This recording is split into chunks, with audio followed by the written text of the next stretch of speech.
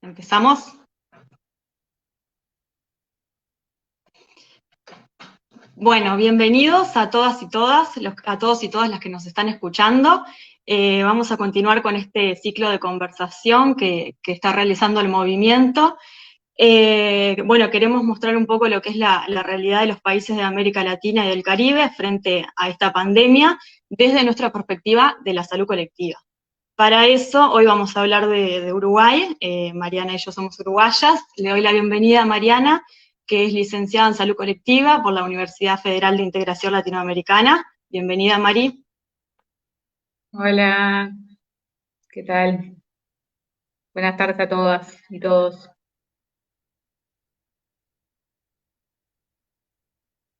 Bueno, no sé, ¿comenzamos? ¿Cómo hacemos?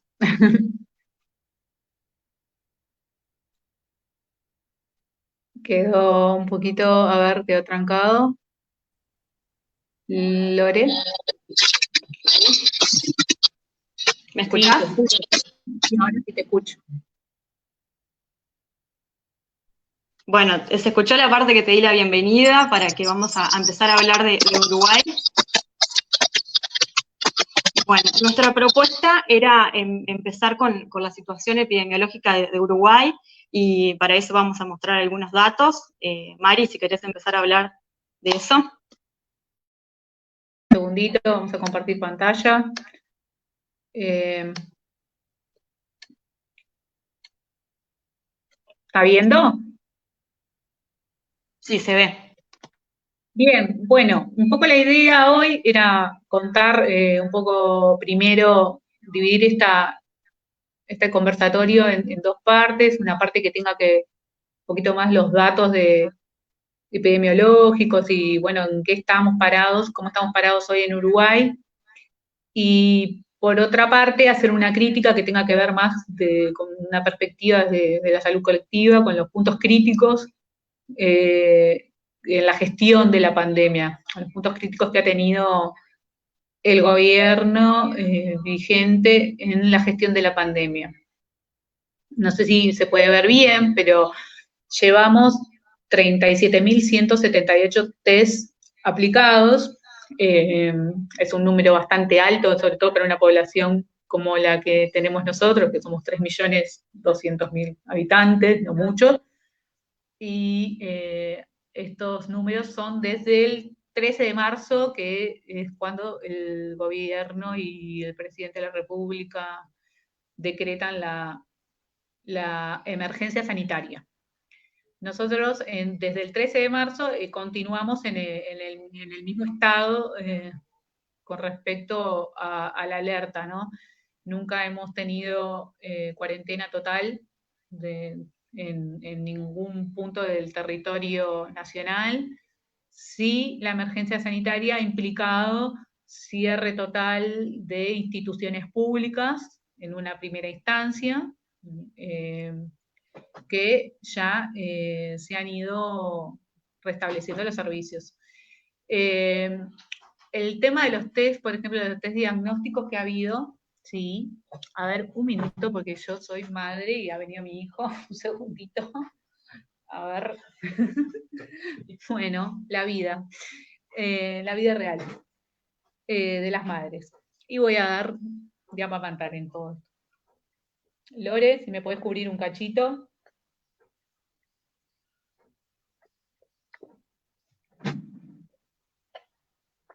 Uruguay se encuentra con la situación de transición de gobierno, ¿verdad? El 1 de marzo asume el nuevo presidente, perdón, y a los días se decreta esta emergencia sanitaria, el cual, bueno, las nuevas autoridades tuvieron que pensar cuál era la mejor estrategia. Se pensó en una cuarentena obligatoria. Al final, bueno, el Ministerio de Salud Pública decidió exhortar a la población al aislamiento social, pero no obligatorio, con varias recomendaciones del uso de tapaboca. Bueno, se cerraron las fronteras, se empezó a realizar un control sanitario entre la frontera con Brasil principalmente. bueno, a partir de ahí se empezaron a tomar diversas medidas para prevenir justamente el contagio, ¿verdad? Sí, sí, claro. Un poco lo que quería mencionar sobre el tema de los test es que la estrategia que se fue implementando fue cambiando. El comienzo se hacían en durante el primer mes, casi el primer mes desde que se decretó la emergencia sanitaria, hacían muy pocos test diagnósticos por día. Ahí se registraron casos, obviamente, pero hasta que se unificaron las formas de procesar los test y los resultados y los laboratorios fueron convocados a tener que informar los datos de los laboratorios privados que estaban también dando información sobre eso, demoró un tiempo y luego sí, se incrementó muchísimo. Al principio se hacían menos de 100 test por día, mucho menos. Y luego se cambia la estrategia y se pasa, bueno, a tratar de diagnosticar todos los casos que entran como sospechosos. Por eso tenemos un número alto de test para la cantidad de personas confirmadas que hay y sobre todo teniendo en cuenta la población que tenemos. El test también pasa a ser obligación del Sistema Nacional Integrado de Salud de cubrirse. Nosotros tenemos un Fondo Nacional de Salud y un Seguro Nacional de Salud que cubre a la población uruguaya. Al comienzo el test no estaba incluido dentro de las prestaciones. Entonces, si no era un caso con todos los síntomas que estaban padronizados como posible sospechoso, no se realizaban los test. Después esa estrategia cambia y se pasa a hacerle test a todos aquellos y el test es cubierto por el sistema. Ya no depende tanto del usuario y del bolsillo del usuario, ¿no? De poder hacerlo o no. Después, bueno, actualmente tenemos 753 personas confirmadas. Al día de ayer, a las 8 de la noche, que es el horario en el que se actualiza el Sistema Nacional de Emergencia, había 4 casos nuevos y se habían realizado 641 test en el día de ayer, se habían procesado. ¿Ah? De esos 641 test que se realizaron en el día de ayer, 629 dieron resultados negativos y 12 con resultados positivos. ¿Ah? Después, bueno, un poco la estrategia que utiliza el gobierno en cuanto a la comunicación de los casos nuevos es focalizar mucho en la población a la que se le llama personas recuperadas. ¿Ah? Antes de dar generalmente los casos nuevos que hay en el país, el gobierno focaliza mucho en las personas recuperadas al vigente, ¿no? Que en este caso son 603. ¿Ah? Así que tenemos más o menos 150 personas que están cursando la enfermedad en este momento. También se da información a diario se hace obviamente de las defunciones, del total de personas fallecidas y se actualizan día a día y también se dan informaciones sobre cuántas personas se encuentran en cuidados intensivos. Esto en relación con cómo se va comportando la saturación o no del sistema sanitario uruguayo, ¿no? Que hasta el momento no está ni cerca de una plena ocupación de las camas de CTI, ni de cuidados intensivos, ni nada de eso. En ese sentido, ¿cómo? Sí, no, que quería agregar que por ahora el sistema de salud, digamos, de Uruguay, no está saturado ni cerca, pero también una ayuda es que todavía no entramos en el invierno, todavía las enfermedades respiratorias más comunes de esa estación no se han visto tan reflejadas, entonces bueno, esto quiera o no, nos ayuda un poco a esta situación. Es como que recién empezamos, está bastante controlado, pero también tenemos como esa poco de incertidumbre sobre qué va a pasar en el futuro, ¿verdad? duda, y sobre todo teniendo en cuenta que en Uruguay el porcentaje de personas que sufren de afecciones respiratorias es muy alto, está dentro de nuestras principales causas de muerte y de morbilidad de enfermos. O sea, y esto es tan así para la población adulta como para los niños. Entonces, aún, como decía bien Lore, no hay un panorama real de lo que general, ni siquiera de las personas que generalmente, que habitualmente enferman y presentan cuadros respiratorios de mediano alcance y agudos también, ¿no? Todavía no estamos ni cerca. Otra de las características que tiene la pandemia en Uruguay es que está altamente concentrada en la capital, porque bueno, la capital también concentra la mayor cantidad de población, valga la redundancia, concentrada en un pequeño territorio. Como se puede ver, apreciar un poquito mejor aquí, 95 casos, que es más o menos como casi el 75% de los casos, se encuentran en Montevideo y zona metropolitana. 15 casos son en el siguiente departamento en importancia en cuanto a densidad poblacional, que es Canelones. 9 casos en Maldonado, que es un departamento hacia al este del país. Después se presentan algunos casos en las fronteras, en los departamentos de frontera, sobre todo con Brasil, en Rivera y en Artigas, casos que tienen que ver con población que ingresó por las fronteras, porque si bien nosotros tenemos un control de fronteras desde que se decretó la emergencia sanitaria, nunca se cerraron las fronteras, o sea, acá hay libre circulación. Entonces, se impide, por ejemplo, sí, el descenso de pasajeros que vienen de cruceros, se cancelaron los vuelos desde Europa, esas cosas como que sucedieron y de Estados Unidos, que están sucediendo en casi todos los países. Pero al estar como ser un estado tapón y estar entre Argentina y Brasil, con fronteras para los dos lados, una de ellas fronteras secas, en el caso de Brasil, y bueno, dada la situación tan complicada que tiene el país, se están implementando ahora algunas restricciones, pero desde hace poco tiempo. Más o menos 15 o 20 días que se están tomando medidas para que la circulación de frontera, que es habitual en esos departamentos de fronteras secas con Brasil, sea más controlada.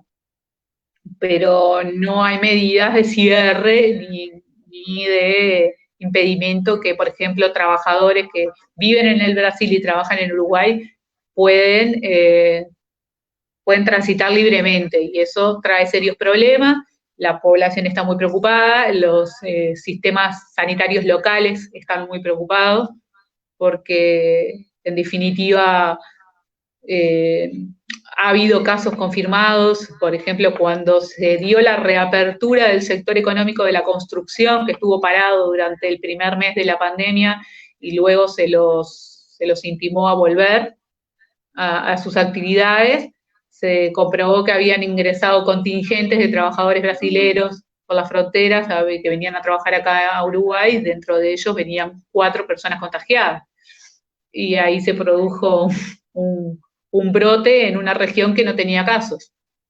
Entonces tenemos serios problemas para controlar en cuanto a los vecinos, los países vecinos, y porque no estamos en regímenes de cuarentena tampoco total. La actividad económica no cesó, no se paralizó nunca. Lo que sí se paralizaron fueron, bueno, las clases, la educación se paralizó, y ya ahora, en junio, se están retomando las actividades. Otra cosa que me parecería interesante comentar, que creo que habla bastante de cómo se gestionó, cómo se comenzó a gestionar, cómo han ido cambiando las estrategias, pero con saldos negativos en algunos casos, que hay gran parte de los contagiados están dentro del personal de la salud. Esto muestra que el sistema, si bien no está saturado, inicialmente tuvo serios problemas para instrumentar protocolos de seguridad y de protección a los trabajadores de la salud, que llegaron a inclusive hasta fallecer. Uno de los primeros fallecidos por COVID-19 en el Uruguay es un médico. Y bueno, esto muestra determinadas debilidades que hubo, sobre todo en el comienzo, para asegurar la protección de los trabajadores de la salud, que se vieron seriamente expuestos, teniendo de los 154 casos que hay en total, 104 son trabajadores de la salud. Digo, me parece que es algo interesante para pensar y que no, cuando analizamos respuesta y capacidad de un sistema, también es interesante saber cómo se cuida y se protege a los trabajadores que están en el frente de batalla de ese sistema, ¿no? Hubo casos de contagios masivos en algunos casos. Digo, hubo casos de contagios, hasta en un hospital psiquiátrico se contagiaron muchísimos internos y trabajadores por falta de protección y de implementación de protocolos claros y bien definidos desde del Poder Ejecutivo y desde el Ministerio, ¿no?, de Salud. Lore, ¿qué vas a decir? Sí, también esta situación que mencionás de los profesionales de la salud me hizo acordar a que también hubo gran cantidad de casos en los residenciales de adultos mayores, ¿verdad? Por falta de protocolos desde que empezó la pandemia, y bueno, se vio reflejado que algunos centros de adultos mayores tuvieron más de 30 casos. Después se prohibió las visitas, pero las medidas tal vez no fueron realizadas en tiempo adecuado, ¿verdad? Exacto, hubo un proceso realmente deficiente en cuanto a eso. Siendo que desde un comienzo sabíamos que la población de mayor vulnerabilidad eran los mayores de 65 años, y siendo que Uruguay es una población sumamente envejecida, que cuenta con estas instituciones de adultos mayores a lo largo y ancho de todo el país, con mucha gente internada junta, no se tomaron los recaudos necesarios desde un comienzo, y sí, si bien después se pudo controlar, que hay diversas voces al respecto, porque muchos centros plantean que los médicos siguen sin ir, siguen sin visitar. Es una polémica en torno al cuidado de los adultos mayores que se encuentran en residencia. Sí, hubo contagios masivos también en algunos residenciales que no se pudieron controlar, y hubo fallecidos dentro de ese grupo también, ¿no? Sin duda. Bueno, si querés pasamos como a la parte de que me expliques, si nos cuentes un poco cómo fue esta transición de gobierno, cuál fue la actitud, bueno, del nuevo ministro de Salud Pública en los primeros días de esta pandemia, que sabemos que tuvo bastantes repercusiones en trabajadores de la salud, en referentes de epidemiología, y bueno, si querés contarnos un poco más sobre esto. Planteada, bueno, la emergencia se decreta el 13 de marzo, y el gobierno había asumido el 1 de marzo, y era un cambio de gobierno, un cambio respecto al gobierno que estaba anterior, que era el gobierno del Frente Amplio, después de 15 años. Por tanto, bueno, el contexto de por sí no era muy favorecedor para tener una respuesta rápida sanitaria. 13 días, un cambio de gobierno, un cambio de autoridades en todas las esferas políticas del sistema sanitario, y bueno, eso generó impactos. Además de todo eso, como vos bien decías, el ministro de Salud, al ser el gobierno actual, está compuesto por una coalición de partidos, no es un único partido. Son 5 partidos que se unieron y generaron una coalición para enfrentarse al Frente Amplio. Finalmente salieron victoriosos, ganaron las elecciones y el Ministerio de Salud fue otorgado políticamente, por decirlo de alguna forma, a una de las facciones, a uno de los partidos con menor representatividad dentro de la coalición, un partido que tiene tan solo un 10% del total de los votos. Fue un ministro que fue designado de forma polémica, tiene una figura polémica, ha estado envuelto en determinadas experiencias y situaciones complicadas, y tiene baja legitimidad y ha tenido grandes problemas de comunicación con todo esto en medio de la pandemia, ¿no? Con divisiones importantes del ministerio, siendo que la división de epidemiología estaba generando informaciones y, bueno, todo lo que estaba al alcance de la división, y no eran escuchados por el ministro ni por el equipo ministerial, y en medio de la pandemia tuvieron serios problemas, inclusive algunos de ellos renunciaron autoridades y gestores de primera línea también de los hospitales departamentales públicos, por desavenencias grandes y por no ser escuchados, por falta de comunicación.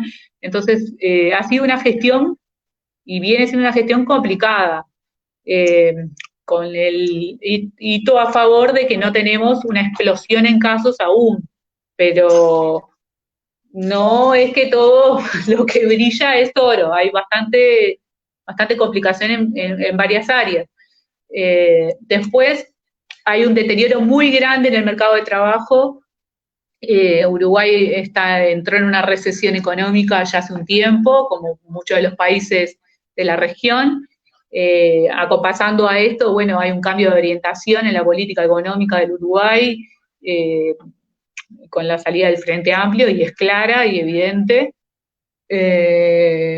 Volvemos a otros tiempos, a tiempos con una agenda más neoliberal, más de achicamiento de Estado, y bueno, muchas cosas que se han conocido en Uruguay en los últimos años están cambiando, están retrocediendo.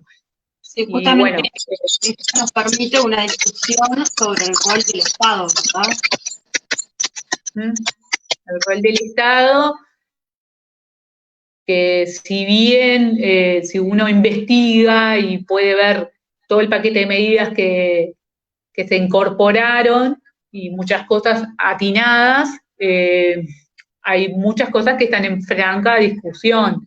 El Estado en sí está siendo, la forma que va a adquirir el Estado de acá a 5 años está siendo debatida a nivel de parlamento, en el medio de una pandemia, sin que los colectivos sociales puedan movilizarse realmente. Estamos en una situación política complicada en este momento. Y bueno, deterioro del mercado de trabajo y todas la batería de determinaciones sociales para la salud que van a afectar directamente a varios colectivos y a grandes cantidades de población que se ve muy vulnerabilizada con la pandemia, sin gente que se queda sin trabajo, gente que pasa a la informalidad. Se genera, si bien es verdad que se genera un seguro de paro parcial, que vendría a ser una cobertura social para trabajadores, esa cobertura es para trabajadores formales, y aquellos que son informales se les ofrece una especie de bonos alimenticios, que no llegan ni a $30 por mes. Hay una gran polémica en todo eso, porque sabemos que las poblaciones que están más precarizadas y vulnerabilizadas en sus derechos y sin trabajo, son las que menos pueden acceder a las medidas de limpieza, van a tener que continuar transitando en las calles para conseguir el pan día a día, y todo eso impacta. El otro tema que está en debate, Lore, perdón, es el de la educación. No sé si querías comentar algo. No, solamente hacer un breve comentario sobre que esta epidemia o pandemia, siendo un hecho social, digamos, refleja un montón de desigualdades, ¿verdad? Y bueno, también la solidaridad, y por lo que se ve, digamos, en las noticias, muchos grupos de vecinos en diferentes partes del país se están organizando con las ollas populares, que es una manera de enfrentar esta situación económica en las personas más vulnerables, digamos, y si no me equivoco, el número más o menos ronda entre 600 ollas populares, algo que no se veía hace mucho tiempo en este país, ¿verdad?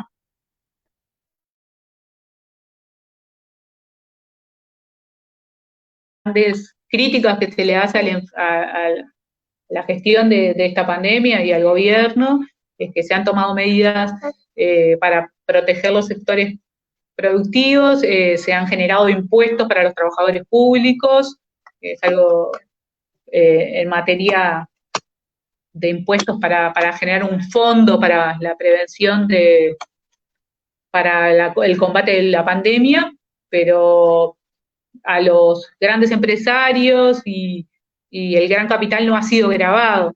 Entonces los trabajadores son los que están sosteniendo las ollas populares, los trabajadores públicos, que son como los más acomodados, digamos, por decirle de alguna forma, porque no es real tampoco eso, porque creo que todos están cientes, o si no están cientes, que Uruguay es un país con una canasta básica carísima, donde es muy caro vivir. Es una problemática que sí reconocemos que no es de ahora, que viene desde la época del Frente Amplio también.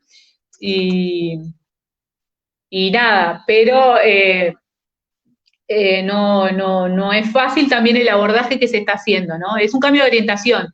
Nosotros entramos en la pandemia con un cambio de gobierno, con una sociedad que tiende a fracturarse en todas las opiniones, porque el gobierno actual gana por un margen muy pequeño, muy pequeño, entonces es una sociedad que está como en un 50-50. 50% siempre está de acuerdo, 50% siempre está en contra, y estamos construyendo una nueva normalidad en todo, no solamente en lo sanitario. Al respecto de la educación, y como para ir terminando y ver si hay alguna pregunta o algo que quieran comentar, la educación es un tema bien polémico, porque el gobierno habla de abrir perillas, no sé si es una expresión muy latinoamericana que la podemos extender, pero para explicar un poquito, es como si el gobierno cree que tiene un panel de control, ¿no? Entonces ellos van abriendo determinadas actividades, tomando recaudos sobre los impactos y riesgos que puede tener cada actividad, ¿no? Y a diferencia de otros abordajes, de otros países en el mundo y en la propia región, por ejemplo, Argentina, aquí la educación ya se va a retomar y bueno, y es toda una polémica, ¿no? Porque quienes van a retornar son los niños de primaria. Y ahora, sí, bueno, fue bastante polémico que en la conferencia del jueves pasado, creo que el presidente, bueno, informó esto a la población, pero las escuelas rurales ya habían vuelto desde el 22 de abril, ¿verdad? En el resto del Montevideo, o sea, en el resto del país, en el interior, no en Montevideo.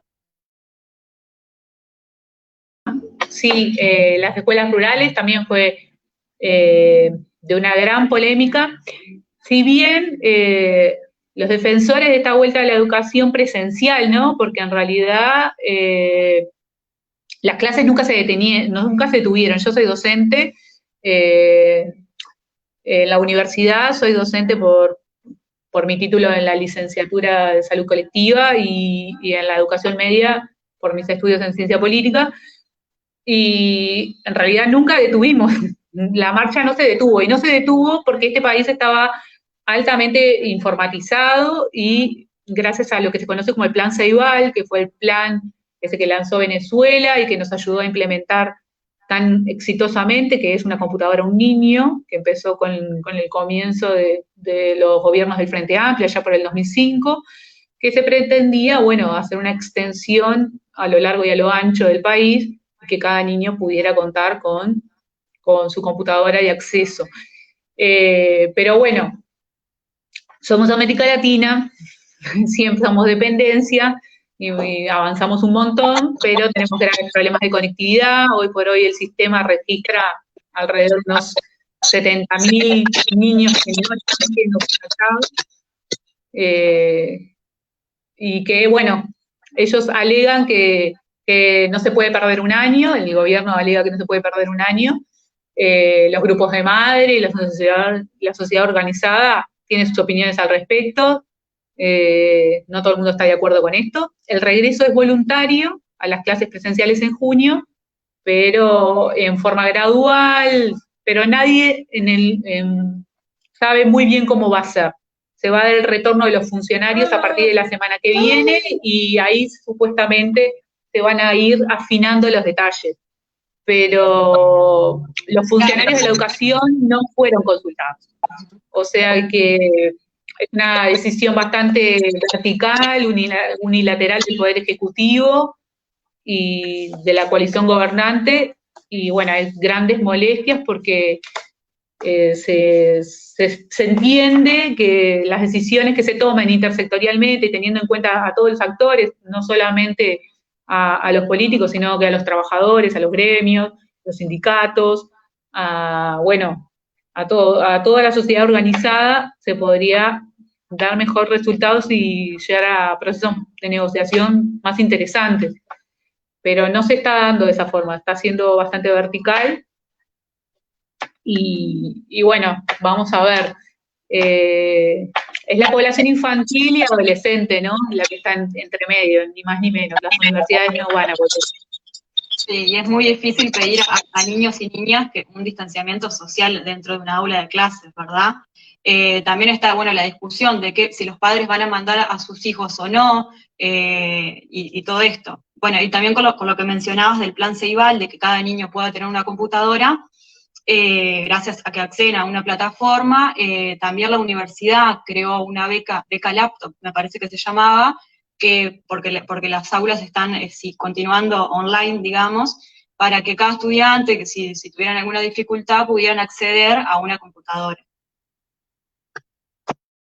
La UTE, que es la otra universidad pública, tenemos dos en el país, ha extendido también con partidas especiales y entregando computadoras. Aún así, los problemas de conectividad perduran y son bastante difíciles de solucionar, pero a nivel universitario es el nivel que tiene mayor cobertura, los estudiantes continúan estudiando, y como las clases son más saturadas, no se prevé la vuelta hasta dentro de un tiempo, todavía agosto, por ahí julio, agosto. Estamos medio ya con 30 minutos, ¿no? No sé si ver algunas preguntas o algún diálogo, porque he visto algunas preguntas por acá. Sí, voy a empezar a leer algunas preguntas, si te parece. Bueno, la primera viene de Robert, que, bueno, la leo. Uruguay presenta una de las tasas más altas de recuperación, con 80,07%. Sin embargo, la tasa de letalidad es muy alta, 2,66, para un país con poco más de 3 millones de habitantes. ¿De qué forma percibe la población estas circunstancias epidemiológicas? ¿Cuál es el discurso del Ministerio de Salud en relación a esta realidad?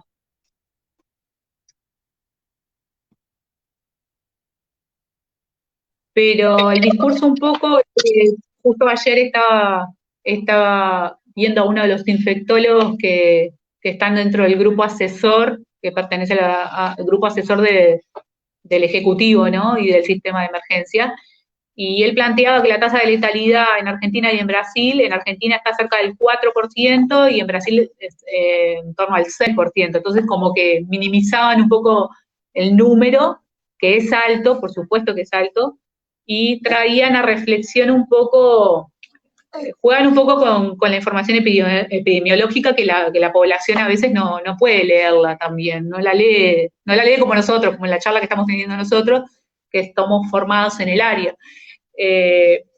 Les planteaban que en realidad lo que había que observar era, más que la tasa de letalidad, porque no es comparable y que es un cociente más difícil de comparar, que es la cantidad de muertos por millón. Y la cantidad de muertos por millón les da unos números aún más beneficiosos, y en torno a eso ellos justifican un poco que las estrategias están siendo exitosas. Por otra parte, Uruguay ya está siendo reconocido por algunos organismos internacionales como que está en un éxito relativo, ¿no? Con respecto a sus estrategias, y bueno, y el gobierno y el Ejecutivo se está agarrando de eso también para reactivar la economía y las actividades, volver a las clases, y bueno, un poco todo eso. Bueno, sigo con la próxima pregunta, que es de Felipe. Dice, me gustaría saber cómo está el país en relación con la educación en salud pública y colectiva, si hay espacios para los sanitaristas. Esa era una de las preguntas que íbamos a hacer al final, pero si querés mencionar algo sobre bueno, la importancia de este movimiento, del reconocimiento del licenciado en salud colectiva, el sanitarista, como se dice en otros países también. Y bueno, yo aprovecho a contar un poco que nosotras dos somos las únicas recibidas en salud colectiva en Uruguay, porque bueno, estudiamos en Brasil, y el proceso de reconocer el título, digamos, en la UDELAR, bueno, lleva bastante tiempo, pero finalmente lo logramos conseguir, y bueno, eso realmente es un reconocimiento muy importante. Por más que no exista la carrera en sí en la universidad, que nuestro título esté reconocido, nos habilita a un poco más la inserción laboral del país, ¿verdad?, del sistema de salud. Aparte, a diferencia de otros casos, como el caso de Bolivia que nos contaba Mauricio, nosotros estamos siendo reconocidos por el complejo de la Escuela de Tecnologías Médicas y la Facultad de Medicina. Entonces eso nos daría el pase para que el Ministerio de Salud Pública nos habilite como profesionales, porque justamente son esas facultades, la Facultad de Medicina y a través de la Escuela de Tecnologías Médicas, la que nos la evalúa. En realidad yo aún no he hecho el reconocimiento, es Lorena la única reconocida legalmente, pero eso habilita a la habilitación profesional dentro del ministerio, porque no sé cómo será en otros países, pero en Uruguay, para ejercer bajo la firma del ministerio, debes reconocer tu título profesional en el ministerio. Y bueno, ese proceso está bastante encaminado. Por otra parte, yo soy contratada por otra universidad pública, la UTEC, por mi título en la licenciatura en salud colectiva. Soy docente de una ingeniería, la ingeniería en biomédica, y bueno, ahí doy temáticas relacionadas con salud y sociedad, con un poco ciencias sociales y salud. Hay una perspectiva interesante, pero todavía estamos cocinando los pasos. Sí, es un avance importante, pero bueno, todavía nos falta un poco más, ¿verdad? La siguiente pregunta es de Pamela, que dice, ¿cuáles aspectos negativos trajo consigo estas medidas sanitarias impuestas?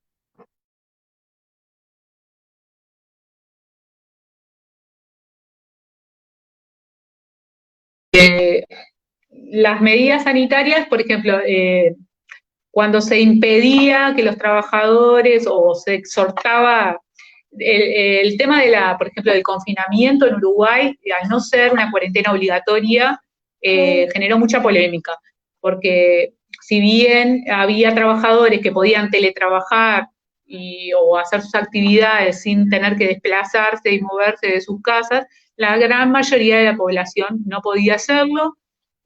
Muchos de los trabajadores dependientes, sobre todo trabajadores de industria y comercio, fueron retirados de sus puestos por 2 meses en una especie de despido suspensivo. Si bien no los despedían, algunos, a otros sí los han despedido. Ha generado mucha polémica en el mercado del trabajo, porque ha quedado mucha gente desamparada o cobrando subsidios que realmente no dan para vivir. Entonces, también se ha cuestionado que nunca se decretó una cuarentena total, entonces hay una ambigüedad siempre en todas las medidas sanitarias, todas, en la educación, en el mercado de trabajo, los transportes, el cierre de fronteras, nada ha sido con una nitidez y una claridad que le ha permitido a la población no entrar en duda. Eso es uno de los puntos negativos que creo que la población más debate, ¿no? De que no hay una postura clara en nada. Se llama una conciencia, pero bueno, la conciencia depende del... Claro, es como la situación de vuelta que sea voluntaria, porque entra conciencia de los padres y bueno, todo eso genera un montón de repercusiones, ¿verdad? Y sobre esto que estabas diciendo, sobre los aspectos negativos, no es lo mismo para un trabajador de clase media o alta, que tal vez puede continuar con su trabajo mediante videollamadas, puede continuar en su casa realizando ejercicios, teniendo una alimentación balanceada, ayudando a sus hijos con las tareas escolares, todo desde la comodidad del hogar, que los trabajadores de sectores marginados, ¿verdad? Que muchas personas se quedaron sin trabajo, tienen que acudir a las ollas populares, la ayuda económica del gobierno es realmente insuficiente porque son 1.200 pesos uruguayos o una canasta de alimentación con productos básicos y de higiene que no llega a lograr lo que debería lograr para tener las condiciones mínimas, ¿verdad? Bueno, paso a la siguiente pregunta, porque estamos de tiempo. Me gustaría saber, como sanitaristas, ustedes cómo sienten las dificultades de la profesión de sanitarista en el sistema de salud uruguayo, que me parece un poco, Mari, vos comentaste, pero si querés agregar algo más. No, dificultades va a haber muchas, en realidad teníamos un histórico de una pretensión que hubo, sobre todo de la Organización Panamericana de la Salud y del gobierno anterior, de crear un instituto de salud colectiva en el Uruguay, empezando por los posgrados, pero quedó medio en la nada ahora. No sabemos, porque en realidad no sabemos exactamente cómo va a seguir todo eso. Por otra parte, si bien somos las únicas dos licenciadas en salud colectiva, hay gente formada a nivel de posgrados en salud colectiva en el Uruguay. Hay mucha gente, hay varias personas que han hecho, por ejemplo, la maestría que está haciendo Lorena en Argentina, ya hay uruguayos que están en la gestión, ejerciendo desde ese lugar, y eso tiene sus pros y sus contras. Hay que ir viendo. La perspectiva nuestra, igual la perspectiva de formación, sobre todo la que obtuvimos en UNILA, es rica, es un diferencial. Yo trabajo de nuevo aquí, ahora vivo en la frontera con Argentina, por la universidad donde estoy, tiene sede aquí, y aporta cosas diferentes, pero no quiere decir que no haya nadie formado en el área de salud colectiva. Hay maestres, hay doctores en salud colectiva con formación médica, por ejemplo, con un grado de médicos o de enfermería, y bueno, eso otorga cosas buenas y malas. No es un tema desconocido en el país, la salud colectiva no es un área desconocida, pero bueno, al ser dos profesionales únicamente con esa formación de grado, se nos hace un poco difícil. Pero bueno, estamos ahí. Exactamente. Bueno, creo que no tenemos más preguntas. No sé si querés agregar algo más. No, más o menos podemos contar un poco en general la situación de Uruguay. Sí.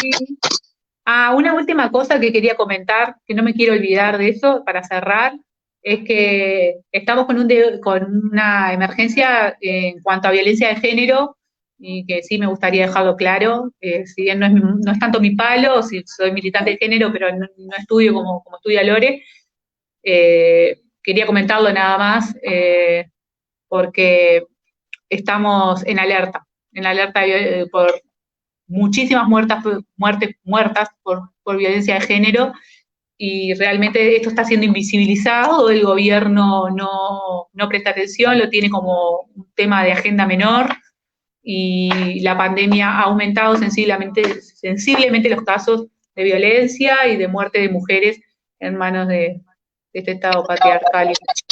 Que mejor ni decir con qué fueron comparados los femicidios, ¿verdad? Pero bueno, y también mencionar esto, que bueno, este aislamiento social de los niños y niñas en las casas también ha aumentado los casos de abuso, sabemos, y los casos, bueno, como mencionaba Mari, de violencia basada en género, hacia las mujeres, y bueno, es algo que es bastante invisibilizado, que también deberíamos tenerlo en cuenta, ¿verdad? Bueno, creo que iríamos cerrando. Ya está. Pero bueno, agradecerles a todos y todas que están por ahí y bueno, y una última reflexión sobre el movimiento que yo me estoy incorporando recién ahora y gracias a Mauricio que me ha puesto un poco al día y a Lorena y creo que es muy importante, me gustaría participar más activamente y nada, me parece que hay que seguir por ese camino porque todavía todo es muy nuevo y en muchos países no se conoce nada sobre esto y sobre nuestra profesión y si no nosotros no militamos por eso, nadie lo va a hacer.